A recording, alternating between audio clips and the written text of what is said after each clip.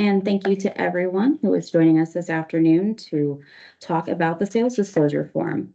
It's been a couple of years since the department has done a webinar or a presentation on the sales disclosure form. So we're going to go over a few of the basic items today, but I would also encourage any of our assessing officials or people that work in that space that are going to be attending the upcoming assessors conference next week in Fort Wayne, Indiana, to also attend the presentation that is being hosted by a member of our staff, as well as some of the assessing officials that will look at the sales disclosure form, as well as what happens with the data once it is entered and how it is used as a part of the assessment process. And that is again scheduled for next week. Before we get started, we'll go over our typical disclaimer slide for our presentation.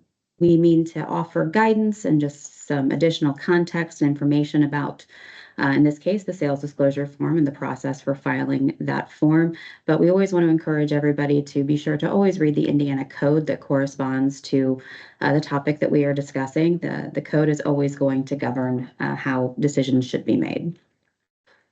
So for today's agenda, we have 5 different topics. We'll go over the background and some of the history behind the sales disclosure form, go through some scenarios outlining what kind of conveyances are subject to the sales disclosure form, filing basics, information about who is required to file and by when, information about the filing fee. We'll also look at individual sections of the sales disclosure form, and then we'll go over some of the frequently asked questions that the department has received. Starting with background, we're going to go kind of back to the beginning when the form was initially established. During the 1993 legislative session, the Indiana State Board of Tax Commissioners, which is the department's predecessor, was tasked with prescribing the sales disclosure form. And the purpose behind the form was to allow assessing officials to collect sales data that would assist them of being able to identify and evaluate what fair market value was and the true tax value of properties within the state. The sales data that was compiled under the form was primarily used as a part of the ratio study process and meant to identify equity and uniformity of assessed values that could be used for annual adjustments and trending. Then moving forward to the 2008 legislative session, the General Assembly passed House Enrolled Act 1293. This required the department to make a revision to the form and also kind of expanded the context and the benefit or use of the form and the data that was collected under it. Under the new law, the sales disclosure form was expanded to not only collect the sales information, but also acted as an application for certain deductions for taxpayers. They also added to the definition of conveyance document, not just the type of documents and deeds, other documents or contracts for sale, but also compulsory transactions and partitions of land. And we'll get into those 2 additional categories a little bit more on future slides. But the deductions at that time in 2008 that were first added to the form for taxpayers to be able to claim was the solar heating or cooling systems, wind powered device, the hydroelectric power device, and the geothermal energy deduction. It wasn't until the following year in 2009 where the General Assembly passed House Enrolled Act 1096 and House Enrolled Act 1344 that allowed for the homestead deduction to be claimed on the sales disclosure form. It also allowed for transferors to have the homestead deduction terminated from the property that was being sold. During the 2020 and 2022 legislative session, there were a few other modifications to the chapter related to sales disclosure forms. In 2020, the General Assembly passed House Enrolled Act 1113. Under this bill, there was the elimination of certain details about the terms of seller-provided financing from the form. These changes that were incorporated into statute were also reflected on the update of the sales disclosure form that occurred around 2021. In 2022, the General Assembly passed Senate Enrolled Act 357, which broadly dealt with electronic transactions and other things to do with contracting and using electronic signatures and electronic documents as a part of that overall legislative package. They also specified that beginning with December 31st, 2023, and after that date, a county assessor or a county auditor cannot refuse to accept a sales disclosure form because the form was filed in an electronic format. Many counties had already been accepting and receiving forms in an electronic format at that time, but it was just further complying with the ability to collect electronic documents. Now, again, we referenced a few different instances of when the form had been updated, but in order to properly record a property conveyance document, whatever version of the form that would have been in place at the time since 1993, the sales disclosure form had to be required to be filed with the county in order to properly record a document. And at its inception, the form had to be filed with both the county auditor and the county recorder. So it was being duplicatively filed. Kind of recognizing that different counties have different processing for what actual office within the county is to be the first receiver of the form. The specific parameters and restrictions about how many copies had to be provided and to which office were removed from statute, which gives counties kind of the flexibility to set what their order of operations are for where the form needs to be submitted. And while there have been 14 different versions of the sales disclosure form to effectuate different legislative changes, the form went through a period of time where it wasn't updated for almost 10 years after it was revised in 2011. And so many people asked around that time why there was such a long gap in time between revisions to the sales disclosure form. There's also been questions about why can't this specific thing be added to the form quickly, or why this can't be corrected, or maybe why different formatting functions can't be done to the form relatively easily. And all of those questions kind of have the same answer. As it states on the slide, unlike other forms that the department prescribes, Indiana Code 6-1.1-31.5-2 specifically requires that the department adopt administrative rules that outline the file specifications for the information that is contained in the sales disclosure form. And any modification of the form, whether it's adding a different field or even restructuring the data that is within the field, requires the agency to update the administrative rule and the corresponding file specifications. Specifically, the statute references that we have to prescribe the computer specification standards as a part of our software provider certification process. And part of that does include the administration of the information that is contained in the sales disclosure form.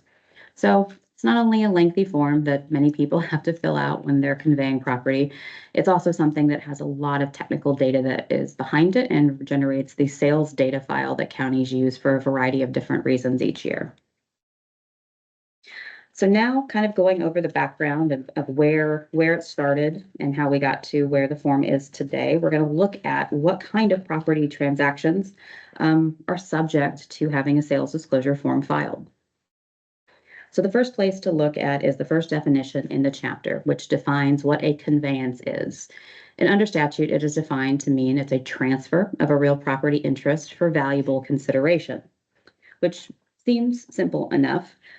But really, that first definition leads us to what is the three main questions that I always encourage people to ask when they're looking at a property transfer to know whether or not a sales disclosure form is required. One, was there an actual transfer of real property or an interest in real property? Two, was the transfer for valuable consideration? Or three, which is the next thing that we'll go over in the next definitional section, is if 1 and 2, you could say yes to those questions, was the real property interest transferred under a conveyance document? So if you are giving somebody access to property for question 1, but not really giving them any ownership rights or ownership interest in the property, so maybe it's just an easement or right-of-way access point, the number 1 question may not be answered as yes. And if it's no, then the form would not be required. So if you've conveyed an interest in real property under question 1, but you haven't transferred it or provided it with valuable consideration, whether it's a gift of some sort or just $0 have been considered, then you might not be able to answer question 2 in the affirmative. And if that's the case, then a sales disclosure form likely wouldn't be required. But knowing more about what it means to say valuable consideration, it can be a pretty ambiguous term, and it's not defined under Indiana code.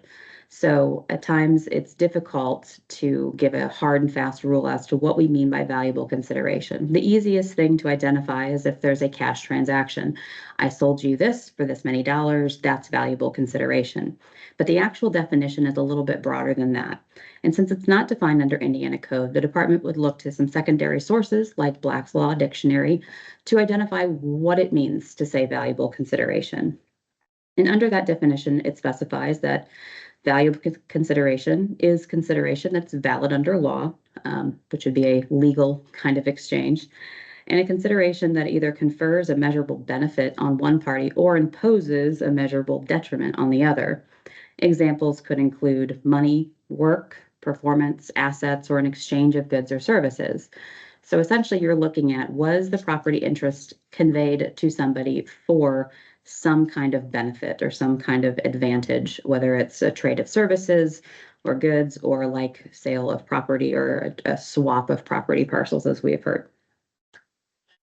Going to the third step, or the third primary question that you should ask when looking at any kind of conveyance of property, is what is a conveyance document? So if you have a transfer that was of a real property or real property interest, and there is valuable consideration, next we need to look to see if a conveyance document as defined in statute hasn't been met under the transfer of property. Again, subsection A kind of reiterates, A1 reiterates the transfer of a real property for valuable consideration. And then it outlines kind of just your standard documents, the kinds of things that these transfers are memorialized on, whether it's a document, a deed, a contract of sale, an agreement, a judgment, a lease that is for a period that is in excess of 90 years, a quitclaim deed serving as a source of title, or any other document that would typically be presented to the county recorder for recording the transfer of property. As we referenced in earlier slides, subdivision 2 and 3 were the additional caveats or different categories of what a conveyance document is that was added during the 2008 legislative session. And again, number 2 is a document for a compulsory transaction that's a result of typically a court order, most commonly seen in things like a foreclosure action, a divorce decree, condemnation, a probate proceeding. A lot of times the compulsory transactions will meet the definition of conveyance document, but the question about is there valuable consideration will come up in situations of compulsory transactions. And that's something that we can get into a little bit later in the presentation. The third category of what's a conveyance document references those documents related to a partition of land between tenants in common, joint tenants, or tenants by the entirety. We have frequently heard the question of, well, what does that mean? What are tenants in common or joint tenants or tenants by the entirety? They're very standard wills and estates type terminology, but they, similar to valuable consideration, are not defined under Indiana code. So again, we turn to a secondary source to give additional context and a definition outlining what these three terms mean for practical purposes of how local officials will look at transactions to know if it is a partition of land for these different categories. So tenants in common has been defined as a tenancy by 2 or more persons, and equal or unequal and undivided shares, where each person has an equal right to possess the whole property, but there's no right of survivorship, meaning that if, say, the 2 or more persons that own the property pass away, there's not a guaranteed right that it would stay within the group's benefit for that property. Joint tenants is a tenancy with 2 or more co-owners who are not spouses on the date of acquisition, but they have identical interest in the property with the same right of possession. This could be something like siblings that own a property or a group of friends, as long as they have identical interests and they have the same right of possession of the property. And then the third category is the category that's typically associated with a married couple. The ownership right for a married couple where both spouses own the entirety of the property, not a fractional share, and the surviving spouse by automatic right has the right of survivorship upon the death of the other spouse. So now that we've identified what is considered to be a conveyance document, the also important subsection B outlines what's not considered a conveyance document. Although there are more general categories under the definition of a conveyance document, like document, deed, contract, the subsection B carve-outs are a little bit more specific to the type of transactions as well as who the transacting parties are to identify what's not considered a conveyance document for purposes of the sales disclosure form. They have listed security interest documents such as a mortgage or a trust deed, leases that are for a term of less than 90 years.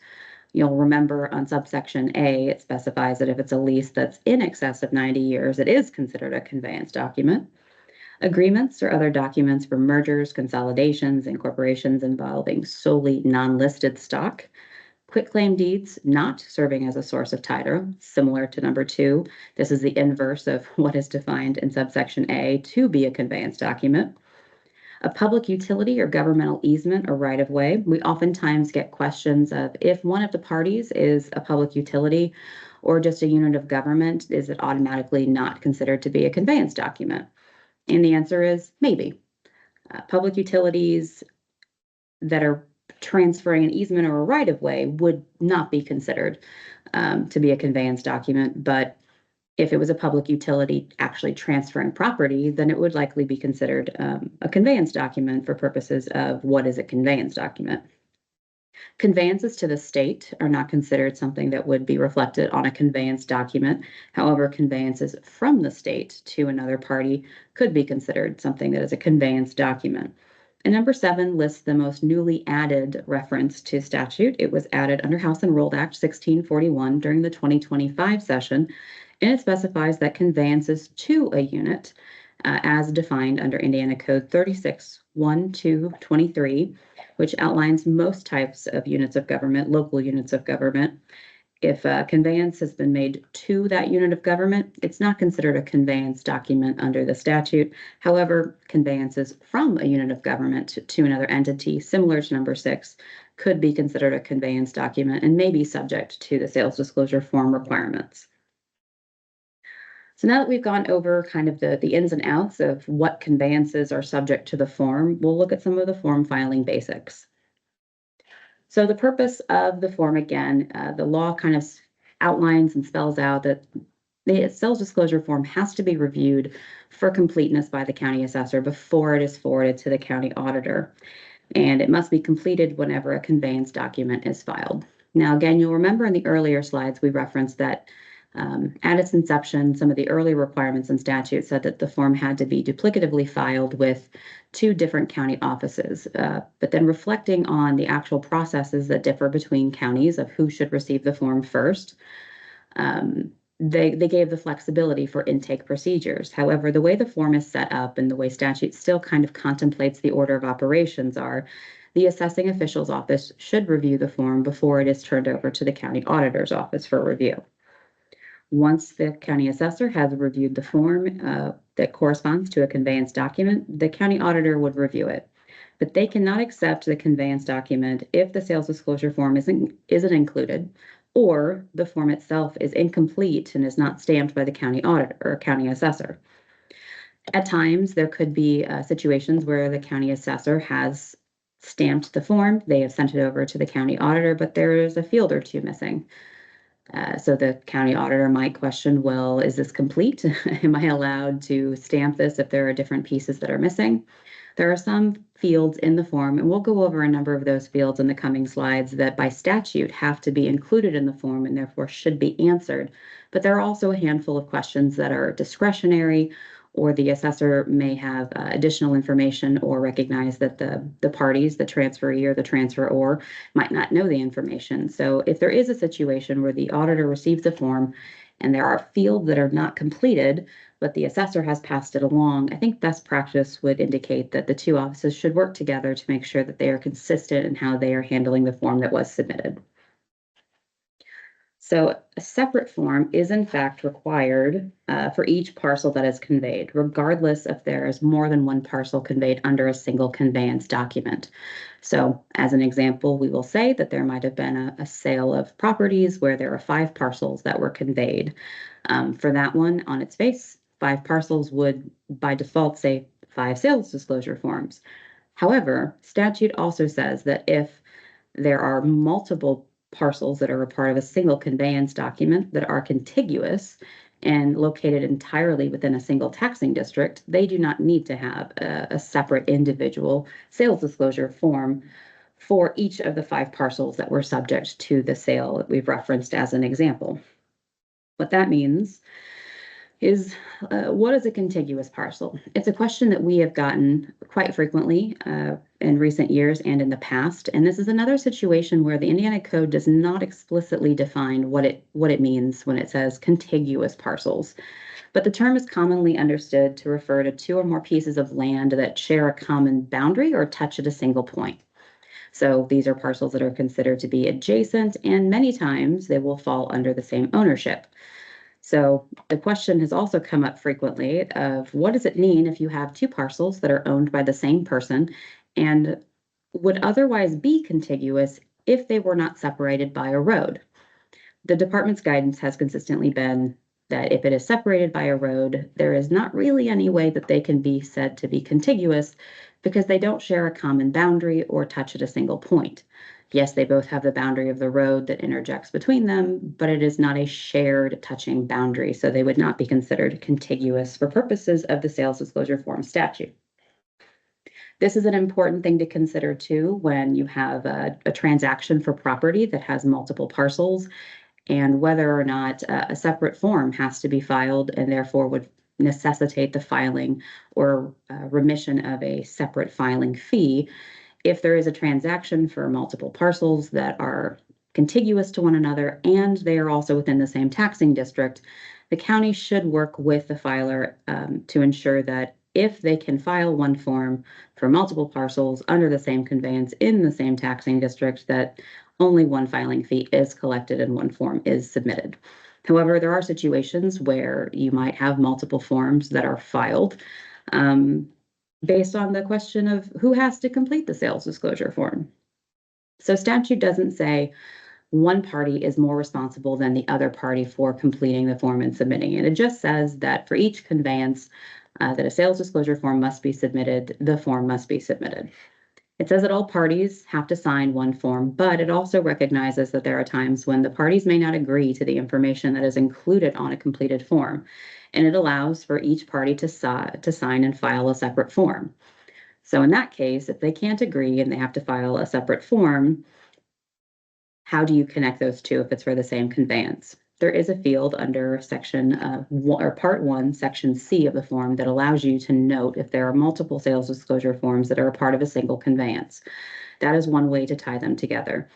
The question has also been raised of if we have parties that can't agree to the information and file separate forms, do you charge a separate fee for each of the individuals that are filing a form?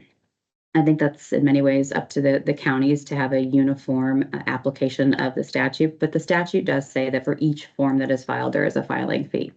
So it does suggest that you would have to have a filing fee for each of the individuals that has filed their portion of a form, even if it's for a single parcel in a single conveyance. If there's a transaction that involves more than two parties, only one transferor and one transferee signing the form is sufficient, although there could be additional information provided to the county that they could add as an addendum to the form to note if there are more than two parties to a conveyance. So looking more specifically at the filing fee, which we've referenced already, a person that is filing the sales disclosure form is required to pay a filing fee of $20 to the county auditor. However, no fee is due if the conveyance is to 1, a charity, 2, it relates to a compulsory transaction, like we discussed earlier, which is typically the result of a court order, or 3, it's a partition of land between tenants in common, joint tenants, or tenants by the entirety. So this means that even if there is a conveyance of land to a charity or as a result of a court order, that has multiple parcels to it that aren't contiguous, are in the same taxing district. They may have to file multiple forms, but because the overall conveyance itself would fit either of the 3 categories, no fee would be filed for whatever number of forms had to be filed for that conveyance itself. As a point of reference, there's a couple cheat sheets we've put together on the slide here to kind of give some high-level quick review points of when is a form needed and when is a fee required to be filed. So you'll see on the left-hand side of the slide, there is a situation where both a form is required and a filing fee is also required. So we look at the conditions of whether the transfer of real property interest was for valuable consideration. If the answer is yes, then it likely will require the filing of a sales disclosure form. And then we look to the other conditions under 8, 9, and 10 listed on the screen. If any of those boxes are checked as yes, it would change the answer. But if they're all marked as no, as you can see on the left-hand side of the slide, then a fee is required. If we shift over to the right-hand side of the slide, again, we look at yes, there was a transfer of real property interest for valuable consideration. And then looking at the conditions of the sale, the slide reflects that all of the boxes are checked as yes, but in theory, it's that one of the three boxes here. If they are checked as yes, they would meet the requirements in statute and no fee would be required even if a form had to be filed. And then last but not least, if somebody fills out a form and submits it to the county specifying that the transfer was not for valuable consideration, or it wouldn't be considered a transfer of real property or real property interest for valuable consideration, no additional information should be needed. The form is not required, and therefore no fee is required. There are portions of the form where statute itself, as well as some administrative rules, specify that the information that is included on the form is confidential and should not be released, and it should be handled as confidential. 2 points that statute specifically calls out for the form are telephone numbers and social security numbers that are included on the form. Now, the form should never have the entire all digits of someone's social security number, as that information is only required to be completed or provided on the form if an individual is looking to claim or apply for the homestead deduction. And under the homestead deduction statute, only the last 5 digits of someone's social security number are required to be added to the form. So if it's not required or the telephone number is the only thing that's there, the box should be blank and it should be okay. But if that information is included, it must be kept as confidential. If there's a public records request for these forms, that information should be redacted from what was submitted to the county. There are other sections too that are primarily located on page 2 of the forms that if a box is checked, and we've highlighted those boxes here on the slide, for residential, if the box under the sales data component for question number 3, which is related to the intended use of the property, if that box is selected, that information is to be treated as confidential and non-disclosable. For commercial or industrial property, there are 2 different areas where a box can be checked. The first is, again, with the sales data component, and if the information contained in question 3, which is also related to the planned use of the property, if that box is checked, that cannot be disclosed. And also the finance data section. The box indicates that if it is checked, questions that are listed in 2 through 13 are considered confidential and should not be disclosed. We'll get into some additional detail for those portions of the forms in later slides. Looking at italicized fields, which was another thing that was added as kind of a change to the overall structure and format of the form. We added this new category of italicized fields. Those were meant to provide on its face to the form those fields that are in many ways optional or are recognizing the fact that not all preparers of a form or transferees or transferors will know the answer to those questions. They're very valuable to the assessing officials looking at the conditions of a sale and how it would relate to trending or market value of property, but because they are not going to be specific to all conveyances and may not be something that the parties know, they should be answered if they can be, but if they are not answered, it cannot result in a rejection of the underlying conveyance document by local officials because they did not complete those fields. So the department in recent years and in many years ago, one consistent concern that's been reported to the department by individuals that are frequently coming into contact with the sales disclosure form is the inconsistency or differences from county to county in the processing of the form and the procedures that each county has that may not be the same as their neighboring county. We understand that local control is a big thing in our world, but Indiana Code 6-1.1-5.53 subsection F does say that assessing officials, county auditors, and other local officials cannot establish procedures or requirements for the sales disclosure form that are substantially different from the procedures and requirements of statute. So we always try to, when we have concerns or questions that come in of something is being handled slightly different in counties, to reach out to see what the circumstances are and to see if there's ways that we can assist the county in better facilitating a more uniform and consistent process throughout the state. And with that, I will turn it over to my colleague, David Marusars, to go over the sales disclosure form sections.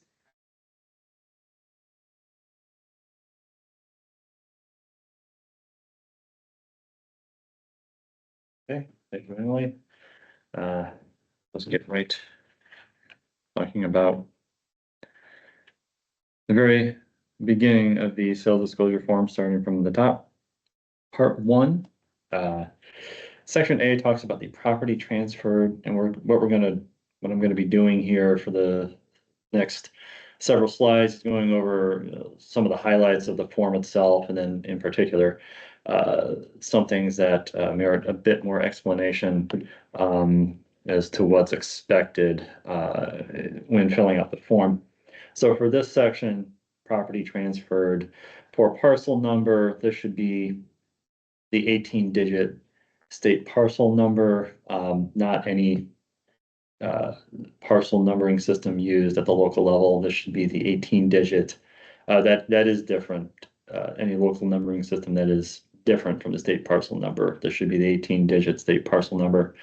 However, if the form is submitted prior to the assignment of the 18-digit number, the parent parcel number or the name of the subdivision and the lot number should be included. The next field, checking all boxes applicable to the parcel, whether it's a split or land or improvement. For split, this refers to if the parcel itself is split or sectioned off from another parcel included on the form. You check that box. Just another note, you see there's green highlighting over certain areas. These are fields, these represent fields that are required under Indiana Code 6-1.1-5.5-5. And you'll be seeing that throughout the next several slides. So moving on with the addresses and legal description. So the address of the property, this should not be a PO box. This should refer to the address of the property itself. The following field, the tax billing address. Now this might be a PO box because this just refers to the address where the tax bill is being sent to. So this can be a PO box. The legal description, given how long legal descriptions might be, if the description itself does not fit in the space provided, the full description may be provided as an attachment. So for the next part, conditions, there are several conditions that might be applicable to the transaction. We're focusing on 3 and 4 in this slide. Vacant land, which refers to a parcel with no improvement value. That is, there are no structures on the land itself. It is entirely vacant. The next part, exchange for other real property. This is an exchange of property for another property, commodity, service, or item of like value. Trading does not require the use of money. However, money may be used for a portion, but not all of the trade.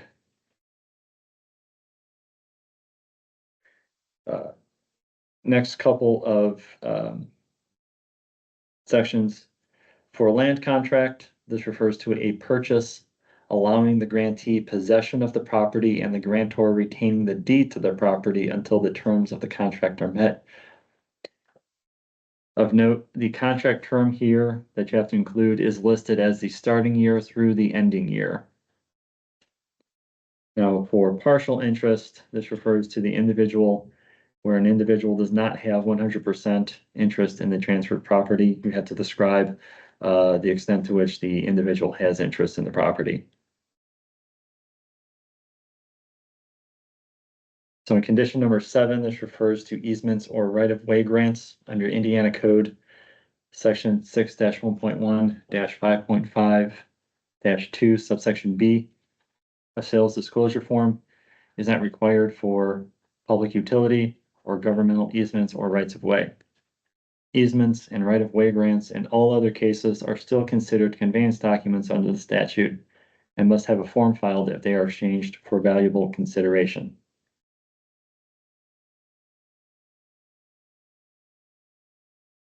So, as Emily mentioned earlier, there are certain conditions where the sales disclosure form is required, but they do not require a form filing fee. These are the 3 instances, just to reiterate. Document for compulsory transactions, such as foreclosure, divorce, court order, judgment, condemnation, eminent domain, or probate, or documents involving the partition of land or transfers to a charity, a not-for-profit organization, or governmental agency or entity. Again, these require filing of the form, but do not require the filing fee itself. So the next section, part 1C, having to do with transaction details, focusing here on short sales and quitclaim deeds. Short sales, this refers to if a property is acquired by the transferee from a short sale or a sale where the sales price was less than the amount outstanding on the mortgage. If that is the case, you check yes. Quitclaim deed, as Emily mentioned previously, if the property was transferred under quitclaim deed serving as a source of title, you would have the form, or you would have to file a form. If it is not, if it was transferred under quitclaim deed not serving as a source of title, Indiana Code 6-1.1-5.5-2, subsection B, subdivision 4, specifies that the sales disclosure form is not required. And then there's another field marked other, where you describe any unusual or special circumstances related to the sale, including the identification of a condition of the transaction not outlined in previous parts. Sections should only include special or unusual circumstances of the sale. No other additional details should be placed in this portion of the form.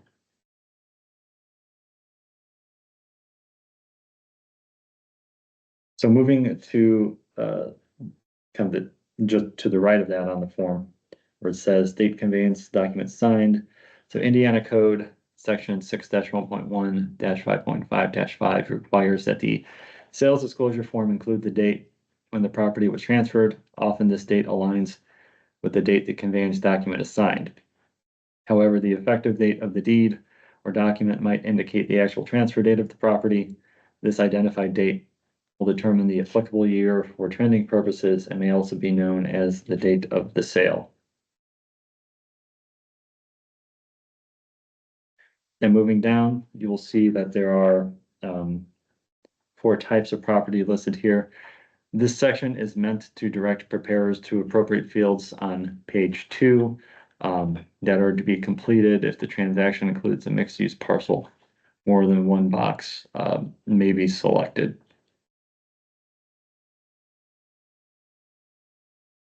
And on page 2 of the form, starting with parts 1D and 1F, particular with the sales data for residential, agricultural, commercial, or industrial property. For changes in property, you have to identify the physical changes to the property between January 1 and the date of the sale. Changes may include, but are not limited to, a change from the current property class code, change to a different use, that is, or such as a commercial office space changed into a restaurant. For residential property, you have to identify if this property or any portion of the property is going to be used as a rental property. And for planned use, you have to identify if the property's classification will be changed from its current status, such as from residential to commercial. Also describe any special circumstances related to the planned use of the property. Moving to the next section, for financial data. For sales price, you state the price at which the property is actually sold. For transaction, including multiple non-contiguous parcels that are sold for a single price, the value of each parcel needs to be broken out. This does not have to be a full appraisal. A good faith estimate of the value of each parcel is sufficient. If the transaction involves any personal property, you provide the estimated value of any personal property included. This should be the amount of property not permanently affixed to the parcel.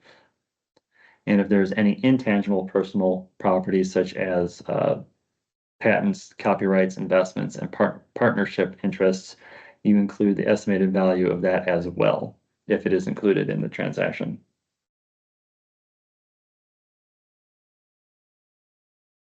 So for finance data in particular for the commercial and industrial side, these are fields that if they're italicized, they are not required to be included on the form. That is to say, the failure to provide a response for this field will not result in rejection or should not result in rejection of the underlying conveyance document. Here we're talking about in the transaction, if the sale price included a liquor license, was a transaction part of a portfolio sale.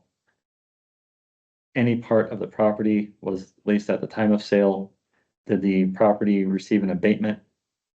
Or did the sale include property receiving an abatement? Was there an appraisal completed for the sale? And what was the appraisal value? Or does the sale include property that was in a tax increment finance district? So moving down to the bottom of page 2, this refers to a change made in the legislative session in 2021 legislative session in House Enrolled Act 1353, which revised Indiana Code Section 6-1.1-10-21 subsection E to specify that when an exempt property owned by a church or religious society is transferred to another church or religious society, an exemption application is not required to be filed with the county assessor. Instead, the sales disclosure form must include a statement of attestation indicating that the transferred property will continue to be used for the same tax exempt purpose. And so that's what this section refers to. You have to check whether the property being transferred is going to be continued to be used by a church or religious society for the same property tax exempt purposes provided by IC 6-1.1-21-10 subsection E. So now we're going to page 3 of the sales disclosure form, right near the middle, actually closer to the bottom. To the right side, as Emily mentioned, starting in 2008, the sales disclosure form was available to be used for the homestead deduction, but also other deductions as well, related to alternative energies. For assessment dates after December 31, 2024, the deductions referenced under conditions 4 through 7 were eliminated under Senate Enrolled Act 1 of the 2025 session. So that includes solar energy heating or cooling system, wind power device deduction, hydroelectric power device deduction, and geothermal energy heating or cooling device deduction. Because those are going away for assessment dates after 2024, the department is working to update the corresponding file specifications under 50 IEC 26. And once those updates are complete, these conditions will be removed from the sales disclosure form. So at the bottom of page 3, this section of the signature box that pertains to the last 5 digits of an individual social security number, driver's license, or other identification number is relevant only when the sales disclosure form is used to apply for the homestead deduction. If neither party is utilizing the sales disclosure form for this purpose, this field may be left blank.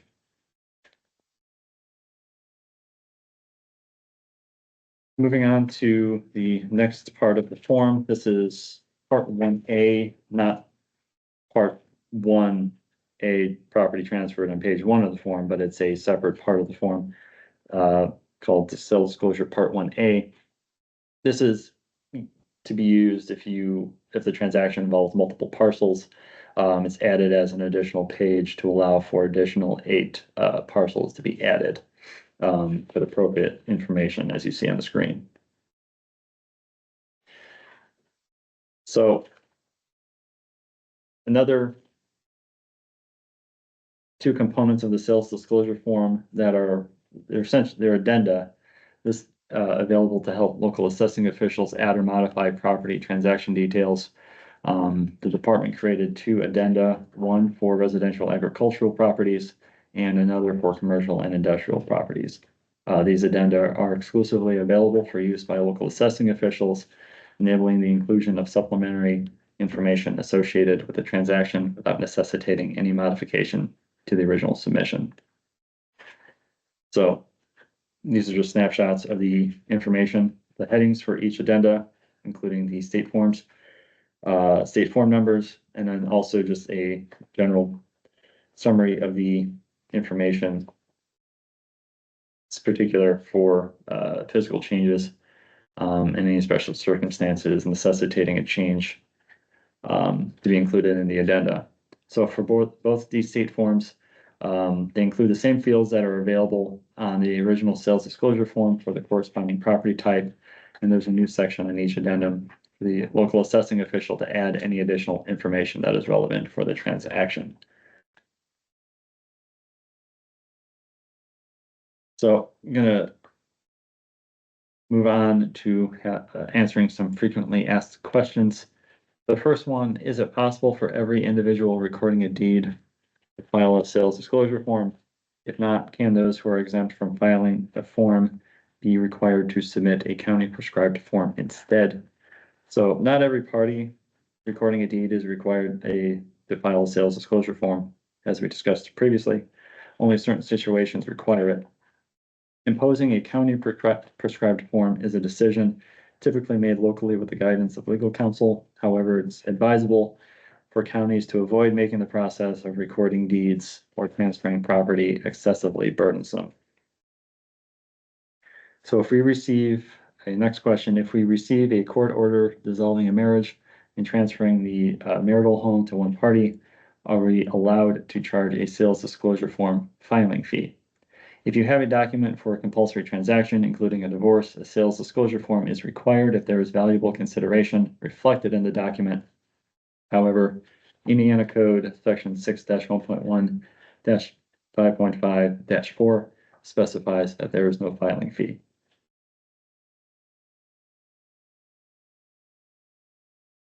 Next question. Some counties require the signature of a spouse on the sales disclosure form, even if that spouse is not on the deed or title. Is this accurate? Only the spouse completing the sales disclosure form needs to sign it. However, if a couple is using the form to apply for the homestead deduction, both spouses' identification numbers must be provided regardless of property ownership. Married couples are limited to one homestead standard deduction, hence both IDs are required. Next one. Can we impose a filing fee for each legal description when a sales disclosure form contains multiple descriptions, that is, multiple parcels? So Indiana Code Section 6-1.1-5.5-4 specifies that a person filing a sales disclosure form must pay a fee of $20 to the county auditor. If multiple contiguous parcels are included on one sales disclosure form, only one filing fee should be collected. Next one, because of timing issues, can the county choose to not allow individuals to claim the homestead deduction through the sales disclosure form? Indiana Code 6-1.1-12-44 states that an individual can apply for the homestead deduction using the sales disclosure form. Consequently, the auditor is required to grant the deduction if the form is properly completed and the individual meets the eligibility requirements under the homestead deduction statute, Indiana Code Section 6-1.1-12-37. Moving on, the conveyance was for no consideration. However, the deed says for $1 and other valuable consideration. How do you proceed? So if a deed mentions $1 or $10 and other valuable consideration, this is often used as a standard phrase without actual bearing on valuable consideration. When filed, auditors should verify if the property was transferred for consideration. If yes, the sales disclosure form is needed. If it's a gift, the auditor can accept the deed without further requirements. Next one, is a sales disclosure form required with a land contract? And if so, what is the sales price? A sales disclosure form is required when recording a land contract with the sales price reflecting the original amount specified in the land contract.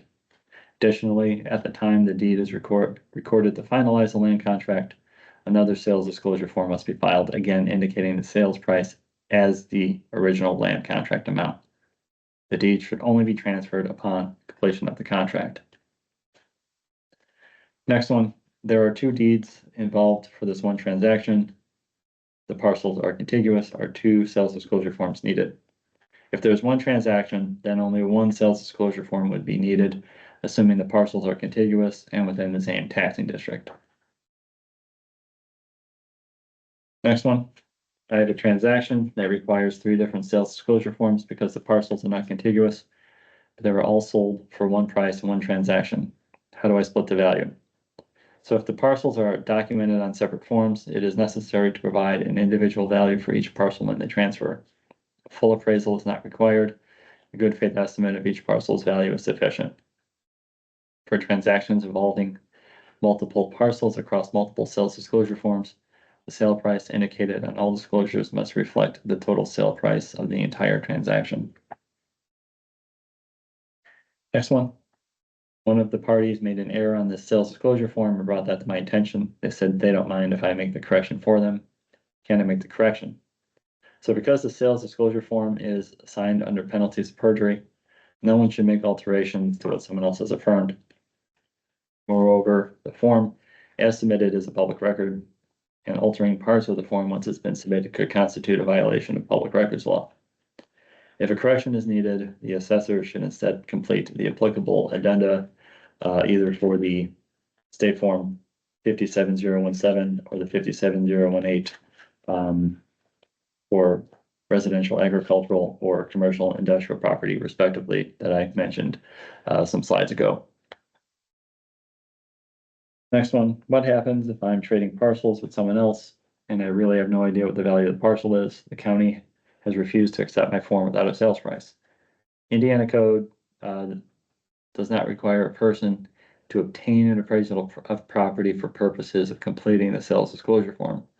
If there is an exchange of parcels and the individuals genuinely do not know the value, the assessor can note this fact in a corresponding addendum.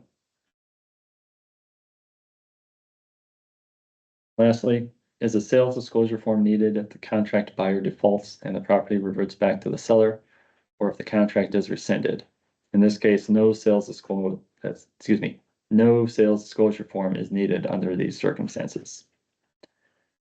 I'm going to turn this back over to Emily to close the presentation. Thank you, Dave. And we do have, I think, 5 additional minutes remaining in the hour. Jenny, I don't know if any questions have been sent through in the Q&A section of the webinar that we might be able to get to 1 or 2 of those before time elapses. Yes, we have a couple. The first one is, can we expect a new sales disclosure form revision addressing any possible changes coming due to Senate Bill 1?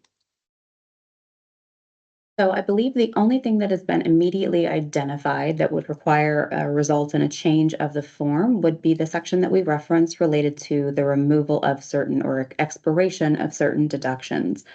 There are 4 deductions that are currently listed on the form that relate to the energy environmental-based purposes for deductions that are no longer options, and the department will be updating the form in the future to remove those sections of the form. In the time being, those deductions should no longer be claimed on the form. Okay, great. Our second question is, does exchange of land require a sales disclosure form when there is no money involved? No sales price, just a property swap? If it's just a property swap, then largely, yes, it would, I guess we would go back to the question of, is it a conveyance? Is there a real property interest that is being transferred? I think transferring or swapping land in that case, yes. Is there valuable consideration? I think the value of the land that is being swapped and the value of the other land that is being swapped could meet the definition of valuable consideration. And then looking to see if it was memorialized on something that is reflective of what is a conveyance document. Largely, even though there's no dollars exchanged, it is very likely that this could be considered a conveyance if it's reflected on a conveyance document that would be subject to the sales disclosure form. Okay, we have another question. When it comes to the partial interest section, is a description of rights provided or a percentage that is not 100% or either? I think both details are helpful. I know that it primarily, especially with the space allotted, defaults to a percentage of a partial interest to just give a sense of how much is the value that's being reflected on the conveyance document in the sales disclosure form. What is that representative of? However, if there are additional details like that that could be provided to the assessing official or the auditing official as a separate page that gives more detail, it could be information that is valuable for their purposes of evaluating the transaction and may be included on an addendum. So I think using the space that's provided will most likely relate to the fractional percentage amount. And if there's additional details, it could be provided separately. Okay, we have one more question. We have a title company that is preparing their own power of attorney, authorizing any employee of the title company to sign this sales disclosure form for the seller and buyer. Is this acceptable?